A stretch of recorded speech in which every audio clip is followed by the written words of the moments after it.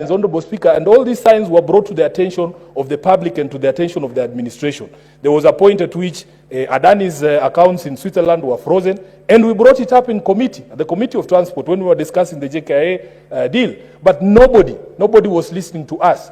As late as hours before the President's address, the Cabinet Secretary for Energy was appearing before the Energy Committee of this House. And he was insistent that even in light of the new information that he had gotten, of the indictment in the US of the Adani directors, that the thing would still go on. Honorable Speaker, if there is something that we have learned about the Adani debacle, is that if we stick to the principles in Article 10 of the Constitution, we will never get it wrong. Some people have challenged those of us who are making noise about this particular process because they have not understood the noise we were making. Paint the true picture of the state of the people. And again, this year, Honorable Speaker, because of that doubt in my mind, I chose not to attend the State of the Nation. Honorable Speaker, there is usually a disconnect when you listen to the President from his words, between his words and the actions of his government. And some of us have come to doubt whether really the things that he says he actually believes. Honorable Speaker, let me start by something that would sound like sweet music to the ears of somebody like me who believes in democracy.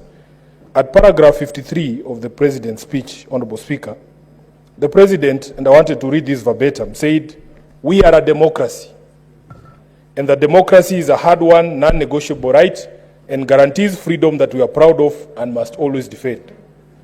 That our national democratic culture expresses itself energetically through robust discourse, boldly speaking truth to power, and holding leadership to account. It is a tradition of fearless expression and vigorous public participation. This is who we are, and there is nothing anyone can do about it."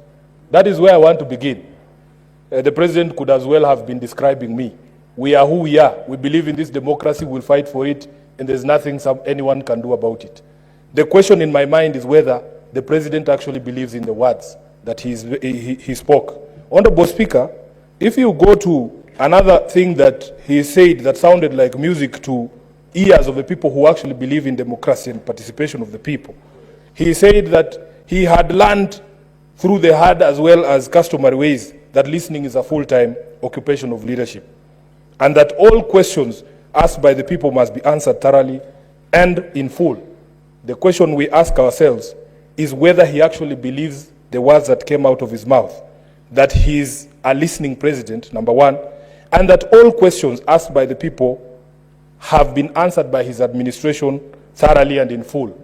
And I want to make the quickest example here. Over the past year, following the protests that we've seen in this country, there are families still asking questions of this government. They're asking questions about what happened to their loved ones. They're asking questions about people who have been missing for a long time. And even in this particular speech, the President never provided any answers. Honorable Speaker, you go to paragraph 6. He says he desired to respond to the most pressing concerns that have been raised by Kenyans of all walks of life. And he went ahead and framed what, in his opinion, were the most pressing concerns that have been raised by Kenyans. And again, the question becomes, after framing those things and elaborating them very clearly, did he even, in his own speech, respond to the things that he had said were the most pressing concerns of Kenyans from all walks of life? Honorable Speaker, the President asked the question, number one, whether leaders understand the pain and struggles of the people. This is in paragraph 7 of his speech. I do not know whether he answered that question, but for me, and the feedback that I received from the people of Nairobi that I represent, is that we as a leadership, a political leadership, do not understand what Kenyans are going through. And it shows even in the sort of proposals that we put forward in order to solve some of the issues that have been raised by the people. The second question he framed was whether policies in the education sector are working.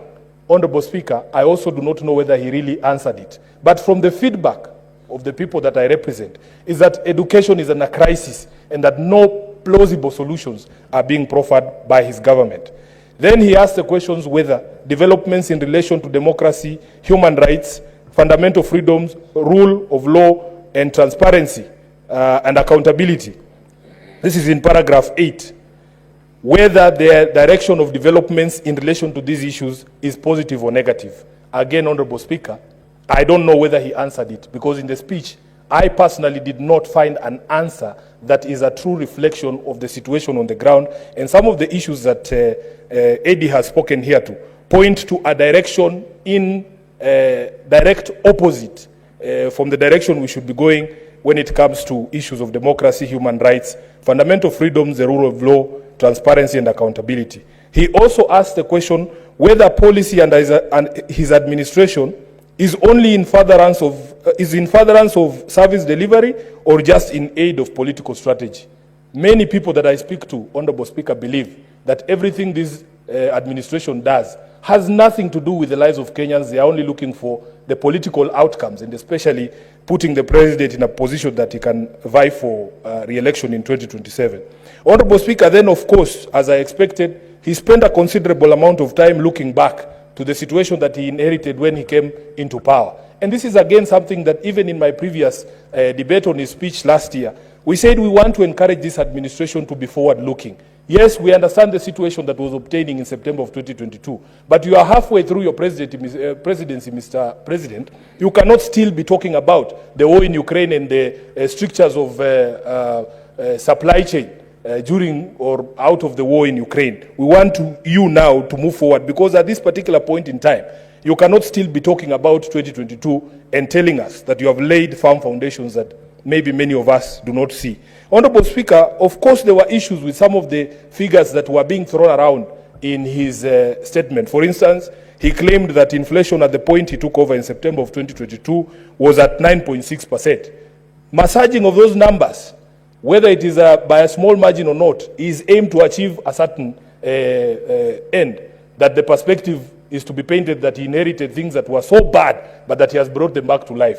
In fact, statistics from the Kenya National Bureau of Standards show that inflation was at 9.1. A difference of 0.5 is not a small difference. Honorable Speaker, he also made a very bold claim that the foreign exchange revenues the foreign exchange reserves have risen to the highest in the last 10 years. That is just not true. If you look at the CBK report, Honorable Speaker, the highest we have had in terms of foreign reserves was 10.01 billion shillings as at 30th of May 2019, which was less than 5 years ago. So it simply is not true that the reserves are at the highest in the last 10 years. Then there is a claim that even the majority leader has tried to repeat here. He made a very clear pronouncement that the Social Health Authority will pay all October claims. In fact, he said by the end of this week or during this week. Honorable Speaker, I heard the majority leader saying he saw a list somewhere indicating that hospitals have been paid.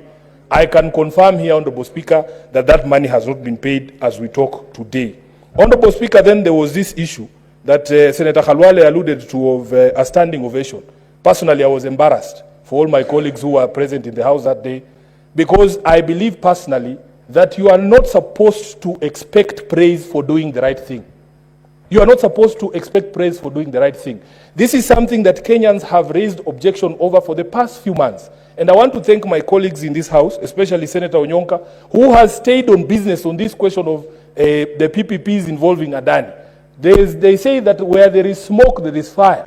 There were always signs, Honorable Speaker, and all these signs were brought to the attention of the public and to the attention of the administration. There was a point at which Adani's accounts in Switzerland were frozen, and we brought it up in committee, the Committee of Transport, when we were discussing the JKIA deal. But nobody was listening to us. As late as hours before the President's address, the Cabinet Secretary for Energy was appearing before the Energy Committee of this House. And he was insistent that even in light of the new information that he had gotten of the indictment in the US of the Adani directors, that the thing would still go on. Honorable Speaker, if there is something that we have learned about the Adani debacle, is that if we stick to the principles in Article 10 of the Constitution, we will never get it wrong. Some people have challenged those of us who are making noise about this particular process because they have not understood the noise we were making. We were saying the Constitution requires that if as possible, and disclose when you receive this interest, that these interests have been received. Finally, because I can see the light is on here, Honorable Speaker, the President concluded by saying that the state of it means the ability to endure. It means the ability to endure suffering without breaking or incurring permanent damage. So he knows the truth. He knows the truth that he has stretched Kenyans to the end But he knows that we will not break because we are like the proverbial donkeys. Senator, I give you 1 minute to conclude. I thank you, Honorable Speaker. I was saying that the synonyms that I saw for resilience is a person who has ability to endure suffering without incurring permanent damage or loss. So, Honorable Speaker, he knows that Kenyans are suffering, but that somehow he has discovered that we are resilient, we can take more and more punishment without breaking. And I think this is the only thing in his speech that I agree with. I thank you, Honorable Speaker. Senator Cherargei.